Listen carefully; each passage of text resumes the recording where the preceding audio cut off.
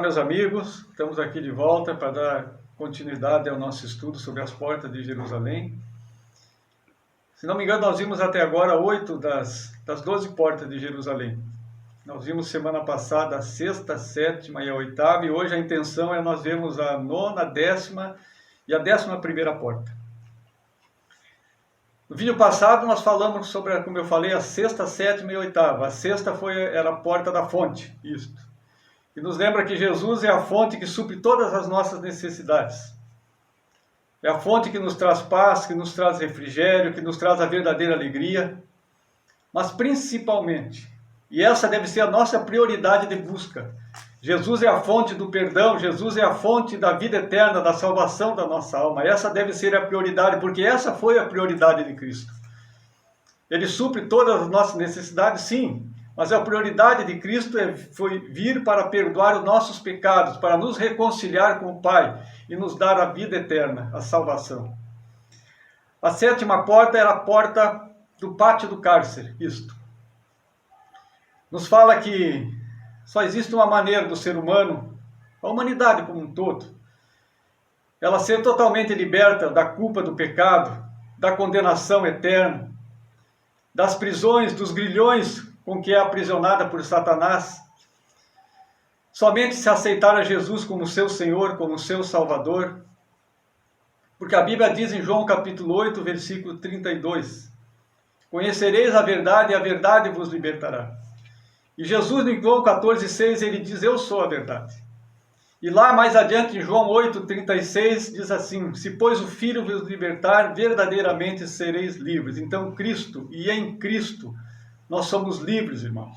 Livres, porque só o Senhor tem o poder sobre todas as coisas, sobre a nossa vida. Se nós permitimos, se nós abrimos o nosso coração e permitimos que Ele entre e faça morada na nossa vida, e transforme tudo aquilo que precisa ter transformado.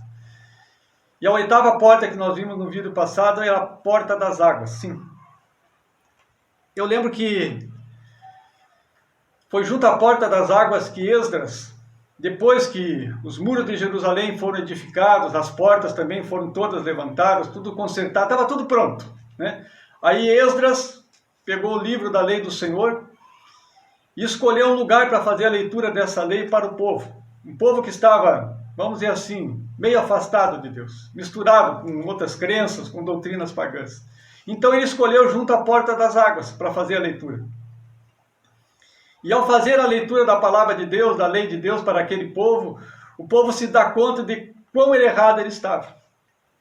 Então naquele momento, marca uma renovação de aliança, uma renovação de compromisso do povo com Deus através da sua palavra.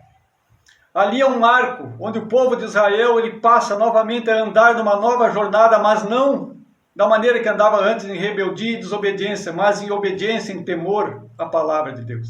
Isso nos lembra que existe um recomeço para você que está afastado, para você que deixou os caminhos do Senhor. Existe sim um recomeço, existe uma oportunidade, mas é necessário que você não seja apenas um conhecedor da palavra de Deus. Tiago capítulo 1, versículo 22 diz que nós devemos ser praticantes da palavra e não somente ouvintes. Então o recomeço está diante de ti. Essa aliança com Deus pode ser renovada hoje na tua vida, se você colocar em prática os ensinamentos do Senhor. Eu lembro que 1 Samuel, capítulo 15, versículo 22, diz assim, melhor é obedecer do que sacrificar. O prazer de Deus está em que se obedeça a sua palavra. Agora eu deixo bem claro, o dar ouvidos, o obedecer, o atender, o seguir, o fazer a vontade de Deus, sempre vai estar nas tuas mãos essa decisão. Essa decisão sempre será sua. Deus jamais vai te forçar alguma coisa. E Deus te abençoe. Vamos ver hoje a primeira porta de hoje, é a porta de número 9, é um nome bem esquisito, bem estranho, é a chamada Porta dos Cavalos. Isso, está lá em Neemias, capítulo 3, versículo 28. Eu vou fazer a leitura dele aqui. Para cima da porta dos cavalos repararam os sacerdotes, cada um em frente da sua casa. Essa porta dos cavalos, ela ficava próxima aos estábulos do rei, né? E era por essa porta que entravam e saíam os cavalos que eram levados para batalhas, que eram usados para levar os cavaleiros, para puxar os carros de ferro, para levar as cargas, os fardos. Um exército que não possuía cavalos era um exército enfraquecido, porque eles viam nos cavalos um grande poderio de guerra. A força do seu exército estava ali. A Bíblia nos diz em Efésios capítulo 6 que a nossa luta não é contra a carne e o sangue, mas é contra os principados, contra as potestades, contra os príncipes das trevas deste século e contra as hostes espirituais da maldade. Então a nossa luta não é carnal, ela é espiritual, a nossa batalha. E por causa disso nós não precisamos de cavalos. Vê o que diz no Salmo número 20. Uns confiam em carros e outros em cavalos, mas nós faremos menção do nome do Senhor nosso Deus. Aí está a nossa força. A nossa força está no nome do Senhor nosso Deus. A nossa força para enfrentar a batalha espiritual está no nome do Senhor Jesus Cristo. Queridos, por essa porta, veja bem agora, preste bem atenção nisso. Por essa porta saíam soldados dos exércitos que iam para a batalha. E esses soldados, eles saíam e iam para a batalha porque eles estavam preparados para a batalha. Eu quero fazer uma pergunta e quero que você responda onde você está. Responda para si próprio. Nós sabemos que a nossa guerra, a nossa luta não é carnal, é espiritual. A pergunta que eu quero fazer e que você vai responder aí para si mesmo: você está preparado para passar por essa porta? Você está preparado para essa batalha, para essa guerra? Você está revestido com a armadura de Deus? Porque é a armadura de Deus que nos prepara para essa batalha. Eu não vou entrar em detalhe do que significa cada um dos itens da armadura de Deus, para nós não nos alongarmos muito nesse vídeo, quem sabe numa outra oportunidade. Mas eu pergunto para você, se você está cingido com os lombos da verdade. Seus lombos estão cingidos com a verdade ou não? Eu pergunto para você se você está vestido com a couraça da justiça. Se você está com os teus pés firmes, calçados no Evangelho. Eu pergunto para você se você tem na mão o escudo da fé, se você colocou o capacete da salvação, se você tem na outra mão a espada do Espírito. Ou se algum desses itens está faltando na tua vida. Se algum desses itens está faltando na tua vida, você não está preparado para essa batalha. Não está, pode ter certeza disso. A nossa luta, eu digo, não é contra a carne e o sangue, a nossa luta é espiritual. Nós temos um adversário, esse adversário é sagaz. Nosso adversário é Satanás. Mas creia, escute o que eu vou te dizer, eu disse isso alguns dias atrás para uma pessoa. No nome do Senhor Jesus, nós temos autoridade e força para repreender todo e qualquer ataque de Satanás e vencê-lo. Mas é necessário que nós estejamos preparados para essa batalha. Fica essa pergunta para você, responda para si próprio. O que está faltando na tua vida? Qual desses itens falta para completar a armadura de Deus na tua vida e fazer com que você possa passar por essa porta e enfrentar todas essas adversidades da vida? Reflita, pare e pense o que está faltando na tua vida. Ainda há tempo de um recomeço. Eu falei também que os cavalos eles eram usados para carregar as cargas, os fardos. Não foi isso? Foi. Gálatas capítulo 6, Paulo diz assim, que nós devemos levar uns os fardos dos outros. Paulo disse isso em Gálatas capítulo 6. Mas isso não significa, no meu entendimento, que nós temos que nos sobrecarregar com os fardos das outras pessoas. Não, não é isso que Paulo está dizendo. Nós não podemos, queridos, ser sobrecarregados nem mesmo pelos nossos fardos. E quando nós assim estivermos, nós temos que ir a Cristo. E colocar diante de Cristo aquilo que está nos fazendo andar curvados. E levar os nossos irmãos, aqueles que também estão sobrecarregados, a irem até Cristo e a confiarem no Senhor e fazer o que a Bíblia diz em 1 Pedro capítulo 5. Lançando sobre ele todas as vossas ansiedades, porque ele tem cuidado de vós. Nós temos que tirar os nossos fardos, aquilo que nos sobrecarrega, e lançar sobre aquele que pode nos ajudar, sobre aquele que pode nos trazer alívio. E Jesus disse em Mateus capítulo 11, versículo 28 ao 30, Vinde a mim todos os que estáis cansados e sobrecarregados, e eu vos aliviarei. Tomai sobre vós o meu jugo e aprendei de mim. Por quê? Porque o meu jugo é suave e o meu fardo é leve. A nossa força para enfrentar essa batalha espiritual não vem da nossa capacidade, não vem da nossa inteligência, do nosso braço, não. Não vem dos meios que estão à nossa disposição, a nossa força vem de Deus. E eu quero dizer para você, use a armadura do Senhor, use o nome do Senhor Jesus. Satanás não tem autoridade sobre a tua vida, mas você precisa se impor e saber que em Cristo está a vitória para a tua vida. Oh Jesus, louvado seja o Senhor, meu querido. Satanás é ardiloso e é sagaz. E ele vai tentar de todos os meios colocar na tua mente, no teu coração, que você não tem essa autoridade. Que você não tem força suficiente para vencer os seus ataques. A obra de Satanás, Jesus disse lá em João capítulo 10, é roubar, matar e destruir. Para isso ele veio. Mas também a Bíblia diz, 1 João capítulo 3, que para isso se manifestou o Filho de Deus, para destruir, para desfazer as obras do diabo. Creia, no nome de Jesus você tem essa autoridade. Faça uso desse nome, para a glória do Senhor. A 10ª porta, essa foi a 9ª. A 10ª porta é a porta de Mificade. Nós vamos ler aqui, se não me engano, ela está em Neemias capítulo 3, versículo de 31. Essa porta era conhecida de 3 maneiras. Porta de Mificade, porta da guarda e porta da inspeção. Dá para escolher, viu? Depois dele reparou Malquias, filho de um ourives, até a porta dos servos do templo e dos comerciantes, em frente à porta da guarda e até a câmara superior da esquina. Veja bem, aqui na minha Bíblia, essa tradução está usando a porta da guarda. E algumas traduções, melhor dizendo, usa a porta de Mificade.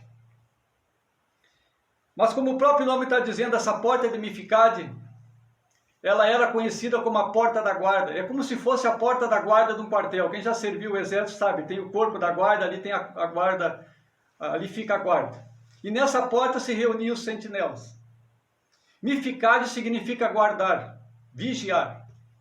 E se aqueles sentinelas não executassem com zelo a missão que estava sobre eles, se eles não se esmerassem em cumprir fielmente a missão de vigiar, os inimigos poderiam se aproximar de Jerusalém e colocavam em risco não somente a vida deles, mas de toda a cidade. Isso me faz lembrar a nossa função como cristão, nossa posição como cristão. São vários versículos na Bíblia Sagrada que fala que nós devemos vigiar. Vigiai e orai para que não entreis em tentação. Sede sóbrios e vigiai, pois o diabo, vosso adversário, anda em derredor, rugindo como um leão, buscando a quem possa tragar. Tem aquele outro, vigiai, pois não sabeis o dia nem a hora. E assim tem vários outros. Agora me vem na memória a seguinte questão. E que adianta nós, como cristãos, cumprirmos com zelo essa missão de estarmos alerta, estarmos vigiantes, se nós não estivermos ligados em Cristo? De que adianta nós estarmos vigilantes e alertas se a nossa vida não for edificada e guardada pelo Senhor?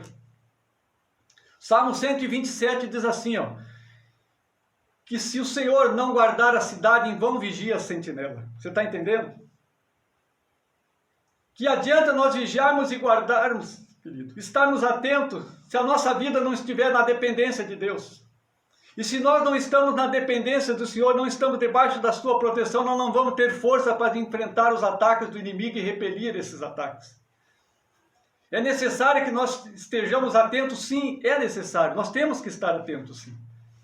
Faz parte da nossa função como cristão, mas antes disso nós temos que estar ligados a Cristo, nós temos que ter comunhão com Cristo. E essa comunhão só se consegue com uma coisa, com fidelidade. E aí vem um pequeno detalhe. Fidelidade, ela requer de nós muitas vezes renúncia.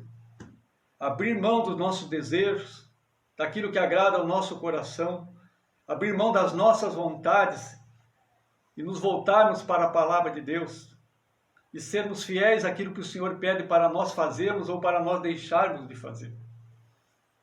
Eu falei que essa porta também é conhecida como a porta da inspeção, e olha só, Que coisa.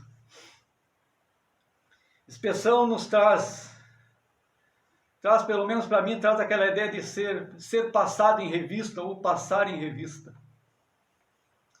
E a Bíblia me lembra que um dia, todos nós, sem exceção, nós vamos comparecer ante o tribunal de Cristo. E ali nós vamos prestar contas a Deus de nós mesmos, de todos os nossos atos, as nossas atitudes, as nossas decisões. Está lá em Romanos capítulo 10. Haverá sim um dia de inspeção. Haverá sim um dia em que nós estaremos diante de Cristo. E aí ele vai olhar para nós. Quem sabe para alguns ele vai dar elogios, recompensas. O galardão, o tão prometido galardão para aqueles que foram obedientes e fiéis aqui nessa vida onde nós estamos, nessa terra. Eu tenho certeza que nesse dia haverão rostos que vão se alegrar, sim. Mas também haverão rostos que vão ficar tristes, que vão ficar vermelhos de vergonha de estarem diante do Senhor naquela situação. E aí eu me pergunto, e eu faço essa pergunta para você também. É a segunda pergunta que eu quero deixar para você esta noite. Como você tem levado a sua vida aqui nessa terra hoje?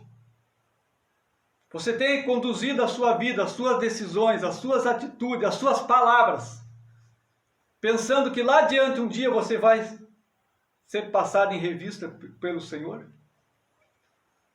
Ou você tem vivido a sua vida hoje como se não houvesse um amanhã? Despreocupado, uma vida desregrada? Dentro da igreja? Sim. Buscando a Deus? Sim. Mostrando aos irmãos uma vida de santidade? Sim. Glória a Deus por isso. Mas e por trás disso tudo? Como você tem levado a sua vida? O que se passa no seu coração? Como você é? Quais são as suas decisões? Elas estão embasadas na palavra de Deus? Ou como vai ser a sua vida a partir de hoje? Do momento que você está ouvindo isto? Como você vai conduzir a partir de agora? Vai continuar vivendo como se não houvesse um amanhã? Vivendo de qualquer jeito, aproveitando hoje? Que importa o dia de amanhã? Ou vai parar e pensar um pouquinho se a sua decisão hoje, quando você chegar lá naquele dia, onde o Senhor Jesus vai passar em revista diante de você, aquela decisão vai ser aprovada ou não? Naquele dia, meu querido, naquele dia não vai adiantar argumento, não vai adiantar desculpa, não vai adiantar justificativa nenhuma. Hoje sim, hoje é diferente. Hoje é diferente. 1 João capítulo 1, versículo 9 diz assim, que ele, Jesus, ele é fiel e justo para nos perdoar os pecados e nos purificar de toda injustiça. Hoje ele nos perdoa. Hoje ele nos defende, é o nosso advogado. Nós temos um advogado, diz a Bíblia. Mas naquele dia não. Naquele dia ele será o juiz. Como você tem levado a sua vida? Como você vai levar a sua vida daqui para frente? Acredite, esse dia vai chegar. E que nesse dia o Senhor dê a mim e a você o galardão. Por aqui nessa vida, nessa oportunidade que nos é dada aqui nessa terra, nesse mundo pelo qual a Bíblia nós estamos de passagem. Nós não pertencemos a este mundo. Vamos levar uma vida que agrade ao Senhor. Fazer a vontade de Deus. Para que quando nós chegarmos lá no final, queridos, nós venhamos a receber do Senhor a coroa da vitória. Aleluia. Louvado seja Deus. Vamos passar para a porta seguinte. 11ª porta. Essa porta. Porta de Efraim, querido. Porta de Efraim. Eu quando li certa vez sobre Efraim, a história de Manassés e Efraim, a gente percebe que Deus faz coisas que nós não conseguimos entender. A maneira como Deus age, às vezes, fica no nosso vamos dizer, nosso raciocínio limitado, a gente não consegue. Mas a Bíblia diz quem é que pode compreender a mente do Senhor, não é mesmo? Vamos ver, Neemias capítulo 8, versículo 14 e 16, fala sobre a porta de Efraim. Acharam escrito na lei que o Senhor ordenara, por intermédio de Moisés, que os filhos de Israel habitassem em cabanas durante a festa do 7º mês. Essa festa das cabanas é aquela festa dos tabernáculos. Lembra que eu falei para vocês no outro dia, numa das outras portas? E foi instituída por Deus a Moisés, está lá em Levíticos capítulo 23. Você pode ler um dia desse para você ver. A porta de Efraim, ela ficava do lado norte da cidade, ficava de frente para o território de Efraim. Efraim, para quem não sabe, queridos, foi o segundo filho de José. O primeiro foi Manassés. Só que Efraim, ele recebeu do seu avô Jacó a bênção como se ele fosse o primeiro, como se ele fosse o primogênito. Efraim significa porção dobrada, fértil, aquele que multiplica. Ele era o primogênito. Foi considerado primogênito, recebeu essa bênção. O primogênito, ele era o herdeiro principal. Existiam muitas responsabilidades sobre a vida do primogênito, o filho primogênito. Uma delas, por exemplo, ele tinha que ser o exemplo para os seus irmãos mais novos, e isso era cobrado dele. Na ausência do seu pai, ele era o responsável pela família, era responsável, portanto, pela proteção, pela guarda, pelo sustento da família. Existia uma carga muito pesada sobre o primogênito. Mas também existiam alguns benefícios. Por exemplo, ele tinha o respeito da família enquanto líder. Ele recebia a porção dobrada quando da divisão da herança. Está lá em Deuteronômio capítulo 41. Você pode ler isso uma hora dessa, você vai ver que é bem interessante. A Bíblia diz que nós somos filhos. Romanos capítulo 8, a Bíblia diz que o Espírito de Deus, ele testifica com o nosso espírito que nós somos filhos. E se nós somos filhos, diz a Bíblia, somos, portanto, herdeiros de Deus e co-herdeiros com Cristo. O que é um co-herdeiro? Co-herdeiro é aquele que divide a herança com alguém, com outro. Todo filho, pela lei, ele é um herdeiro do seu pai e da sua mãe. Isso é lei. Não há como nós falarmos o contrário. A Bíblia diz em João capítulo 1, que ele, Jesus, ele veio para os seus, mas os seus não o receberam. Mas a todos os que o receberam, os que creem no seu nome, deu-lhes o poder. Em algumas Bíblias diz assim, deu-lhes o direito de serem feitos filhos de Deus. Nascidos não da vontade da carne ou do sangue, nem da vontade do homem, mas nascidos da vontade de Deus. Então, quando nós entregamos a nossa vida para Jesus, quando nós o aceitamos como nosso Senhor, como nosso Salvador, cremos no Senhor e na sua palavra, nesse momento nós nos tornamos filhos de Deus, presta atenção nisso. Antes nós éramos criatura de Deus, mas no momento em que aceitamos a Jesus, reconhecemos Ele como nosso Senhor, nesse momento nós nos tornamos filhos de Deus e, portanto, herdeiros do Senhor. E aí, quando nós passamos a pensar assim, nós como os filhos, embora adotivos, né, por adoção, mas filhos de Deus e herdeiros do Senhor, a gente fica pensando, sim, mas e o filho legítimo? Né? O unigênito? Esse é Jesus. Por isso que Paulo escreveu, e co-herdeiros com Cristo.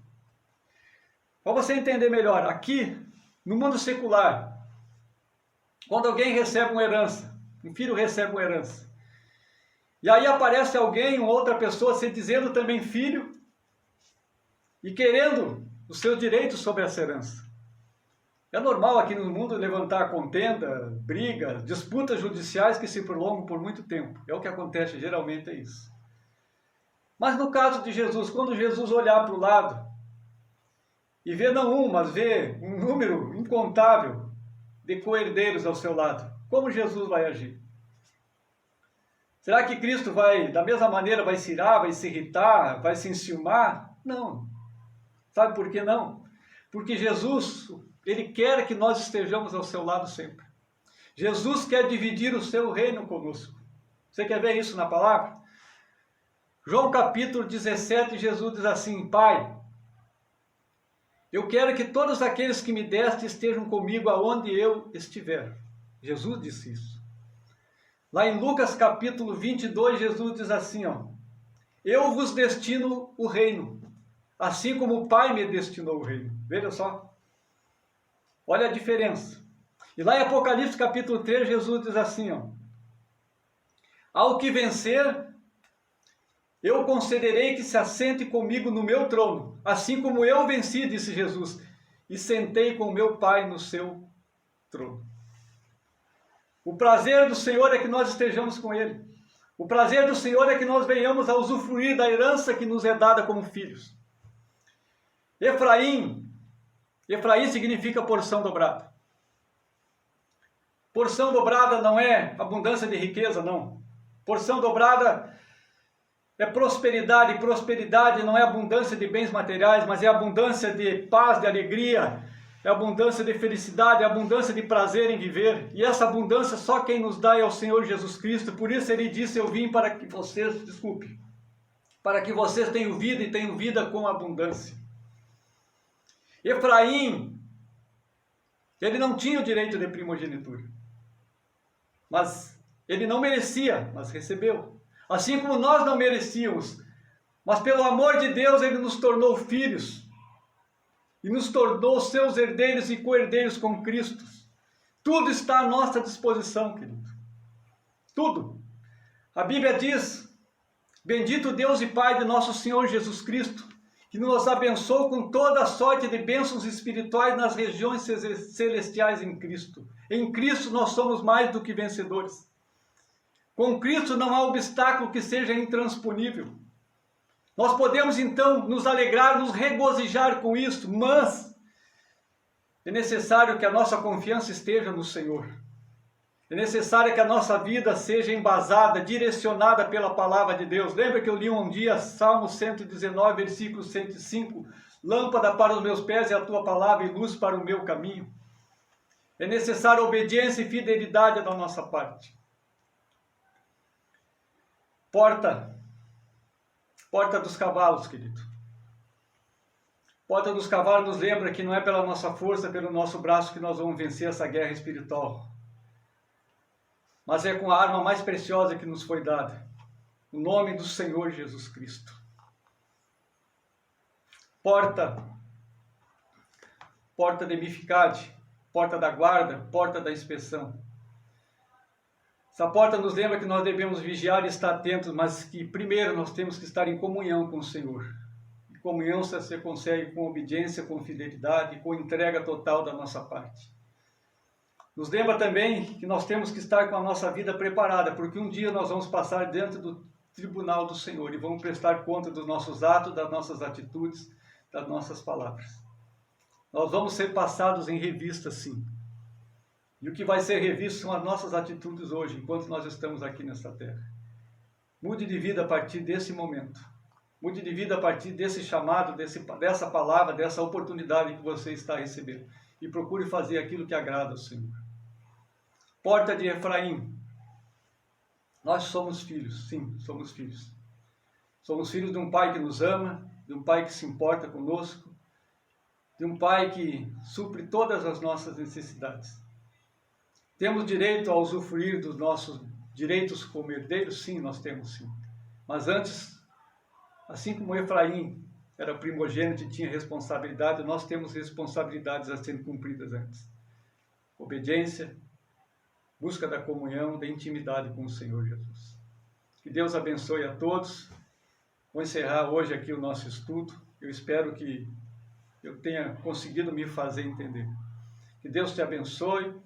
E até o nosso próximo encontro, onde nós vamos estar falando sobre a 12ª porta e encerrando esse estudo sobre as portas de Jerusalém, para a glória do nome do Senhor Jesus Cristo. Deus te abençoe, fica na paz. Amém.